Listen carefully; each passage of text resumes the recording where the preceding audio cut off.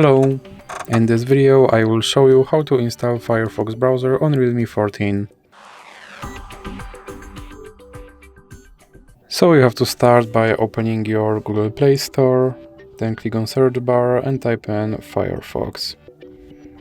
Now click search and click install.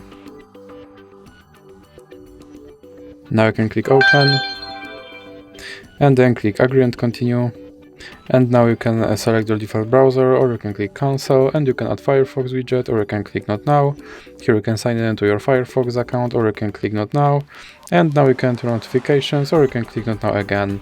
Now you can select your theme, or you can just click save and continue, and you can select turbo placement, or you can click save and continue again. And as you can see, my Firefox browser is now installed and is ready to use. So that's it for this video. If you liked it, please remember to leave a like and subscribe.